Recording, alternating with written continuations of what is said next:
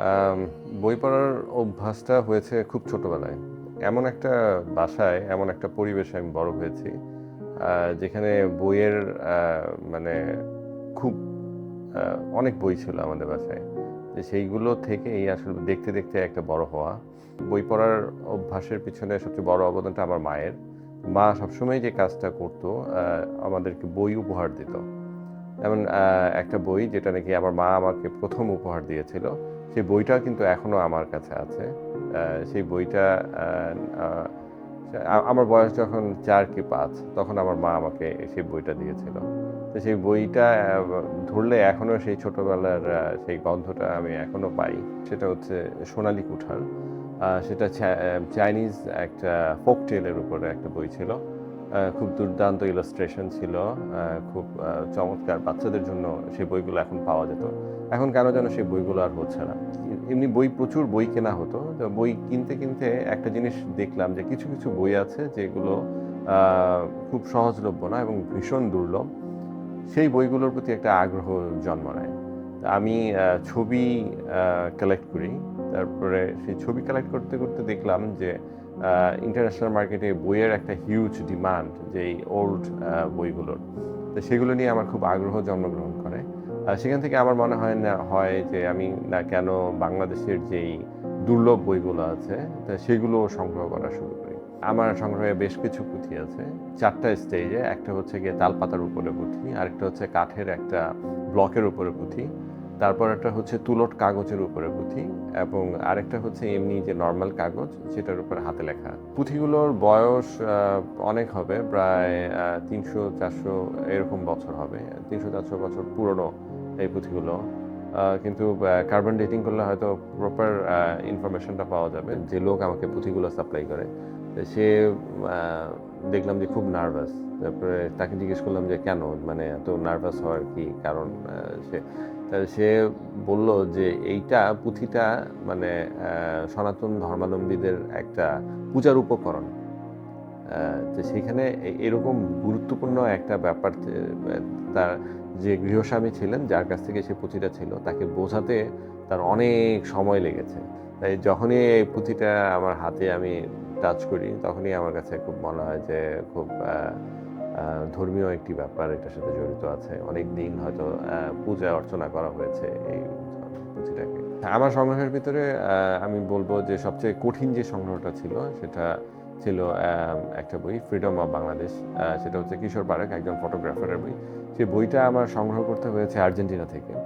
তো আমি যখন এই ফটোগ্রাফি বই নিয়ে কাজ করা শুরু করলাম, আমার যখন ইন্টারেস্ট গ্রো করলো, তখন আ হঠাৎ করে শুনলাম যে বাংলাদেশে যখন আমাদের যুদ্ধ চলছে, তখন হঠাৎ করে একজন আ ইন্ডিয়ান ফটোগ্রাফার বাংলাদেশে ঢুকে পড়ে। ছদ্মবেশে। তো সে ঢুকে পড়ে প্রচুর ছবি তুলে এবং সে ধরাও খায়। পরে সে ইন্ডিয়াতে আবার ব্যাক করে। ব্যাক করার পর সে একটা বই পাবলিশ করে। কিন্তু এমন মানে যুদ্ধ-বিধ্বস্ত একটা দেশে আসলে সেই বইটাকে ঠিক মূল্যায়ন করা হয়নি। সেই বইটা আস্তে, আস্তে হারিয়ে যায়। তো সেই বইটা আমার আসলে খুব আ একটা আগ্রহ ছিল। সেই বইটাকে কিভাবে সংগ্রহ করা যায়। আ সেইটা খুঁজতে, খুঁজতে একবার অনলাইনে দেখলাম আর্জেন্টিনার একটা বুক সাপ্লায়ার সে বইটার একটা সেলের দিয়েছে। তারপর আমি আমার লন্ডনের যে এজেন্ট আছে তাকে বললাম সেই বইটাকে কালেক্ট করে দিতে। তারপরে সেই বইটা আমার কাছে আসলো। এবং আমার মনে হয় যে বাংলাদেশে খুব রেয়ার এই বইটা আছে। ১ টা ২ টা পিস হয়তো থাকতে পারে এরকম। খুব রেয়ার। অসম্ভব সুন্দর দারুণ সব ছবি নিয়ে আ সে বইটা। সে বইটার আসলে প্রতিলিপি করা খুবই দরকার। প্রচুরভাবে এই বইটা আমাদেরকে উৎসাহ দিবে। আরজ আলী মাতব্বরের একটা বই। আরজ আলী মাতব্বর আপনারা সবাই জানেন যে বাংলাদেশের খুব নামকরা একজন দার্শনিক। তার যে বইটা ছিল সেই বইটার আমি সংগ্রহ করি ফার্স্ট এডিশনটা এবং সবচেয়ে মজার ব্যাপারটা হচ্ছে যেটা দেখে আমি খুবই যেটা আমার খুব ভালো লাগে সেটা হচ্ছে সেই বইটার ভিতরে তার হাতের লেখা আছে এবং কিছু, কিছু জায়গায় যেখানে প্রিন্টিং মিস্টেক ছিল সেই জায়গাগুলোতে আরজ আলী মাতব্বর আবার সেই স্পেলিংগুলো ঠিক করেছে। সেটা আমার কাছে খুবই মজার একটা ব্যাপার এবং খুবই দারুণ একটা সংগ্রহ। বাংলাদেশের বিখ্যাত একটি চরিত্র মাসুদ রানা। সেই মাসুদ রানা চরিত্রের যে বইগুলো সেগুলো খুব কম ভঙ্গুর একটা কাগজে তৈরি হয়েছিল, তো সেই জন্য হয়তো সেগুলো খুব একটা বেশি দিন টিকতো না, সেই বইগুলো সব নষ্ট হয়ে যায়। আমার কাছে যে মাসুদ রানাটা আছে সেটা হচ্ছে মাসুদ রানা একের বই, সেটা হচ্ছে তার থার্ড এডিশন 1968-এর একটা বই। সেটাও আমার একটা দুর্লভ সংগ্রহ। আমার আরেকটা ভীষণ প্রিয় একটা সংগ্রহ হচ্ছে রহস্য পত্রিকা। যে রহস্য পত্রিকা যে ফার্স্ট এডিশন সেইটা আমার কাছে আছে। রহস্য পত্রিকা প্রচুর পড়া হয়েছে, এখনও পড়া হয়, কিন্তু ফার্স্ট এডিশনটা হাতে নিলেই এক ধরনের রোমাঞ্চ অনুভব করি। যখনই আমরা বই সংগ্রহ করতে যাই সবার একটা প্রশ্ন থাকে যে সবচেয়ে পুরাতন কত পুরাতন বই আছে। প্রেসের যে বইগুলো বের হয়েছে তার ভিতরে সবচেয়ে পুরাতন যে বইটা আমার কাছে আছে সেটা 160 বছর পুরনো। সেটার নাম হচ্ছে ধর্মতত্ত্ব দীপিকা। আমার ভীষণ প্রিয় একজন কবি, তার নাম হচ্ছে জীবনানন্দ দাশ। জীবনানন্দ দাশ সম্পর্কে আপনারা হয়তো জানেন যে সে যখনই নাকি এই বইগুলো পাবলিশ করেছিল তখন তার কোনো ফেম ছিল না। ফেম না থাকার কারণে যেটা হয়েছে যে তার বইগুলো যে মানুষ কিনে পড়বে সেই ব্যাপারটাও ছিল না। সেই ব্যাপারটা না থাকার কারণে বইগুলো কিন্তু আস্তে আস্তে করে হারিয়ে যায়। তার যে ফার্স্ট এডিশন বইগুলো ছিল ঠিকমতো কালেকশন হয় নাই, ঠিকমতো কোনো প্রিজার্ভ হয় নাই, সেজন্য সেই বইগুলো মানে খুবই দুর্লভ পাওয়া। আমি খুব ভাগ্যবান যে আমার একটা বই আমি সংগ্রহ করেছি জীবনানন্দ দাশের, সেটা হচ্ছে গিয়ে মহাপৃথিবী। সেটা জীবনানন্দ দাশের ফার্স্ট 1351 বঙ্গাব্দতে সেটা পাবলিশড হয়। তো সেটা আমার কাছে মনে হয়েছে যে খুবই গুরুত্বপূর্ণ একটি সংগ্রহ। আমাদের সবার ভীষণ প্রিয় যে মানুষটি সেটা হচ্ছে রবীন্দ্রনাথ। আসলে রবীন্দ্রনাথ ছাড়া আমাদের দিনই হয় না বাঙালি।